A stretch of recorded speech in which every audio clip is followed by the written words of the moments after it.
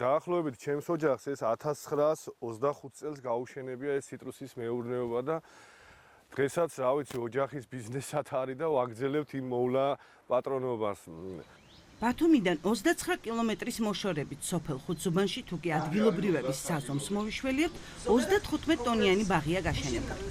არჩილ დუმბაძისთვის სეხნია ბაბუას ბევრი არაფერი უთქვამს. თუ ვინ ურჩია ციტრუსის პლანტაციის მოწყობა და სად შეიძინა მანდარინისა და ფორთოხლის ნერგები მაშინ. სანაცვლოდ დეტალურად ასწავლა მისი მოვლა, თანაც ისე რომ წლებს ბაღისთვის არაფერი დაუკლია. უტარებთ ყველა იმ პროცედურას, რაც სჭირდება ეს სასუქის შეტანა, შეწამლვა და ასე შემდეგ. შესაბამისად, მოსავალიც ნორმალური არის და გასაღების პრობლემაც არ გვექნება აი ამიტომ.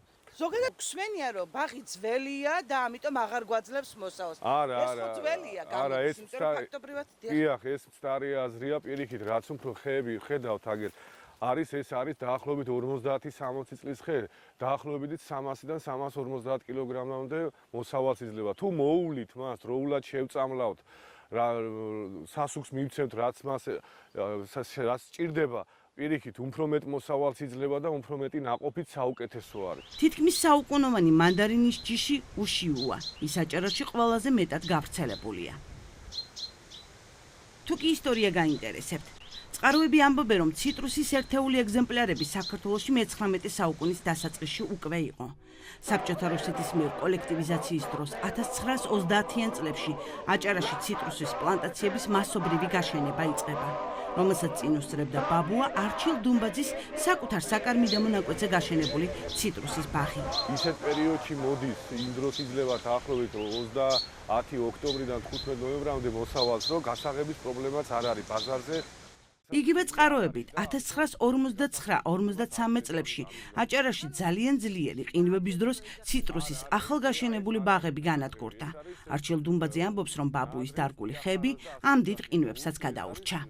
ფერდობზეა ეს ქობულეთის ფერდობზეა და შესაბამისად ყინვაც ნაკლებია და დაბლობში ყინვა მეტია და აიმიტომ იმ დაბლობში ყინვა რომ მეტი იყო, მოკვდა ხე ვეღარ გაუძლო ყინვის დიდ ტემპერატურას და დაიღუპა ბევრი ნაყოფი, მაგრამ ჩემი ოჯახის ისტორიაში ასეთი არ მომხდარა. პირველი ბუჩქი, რომელიც თეიგო.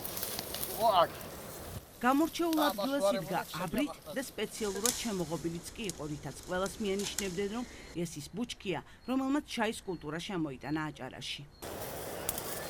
არა არის.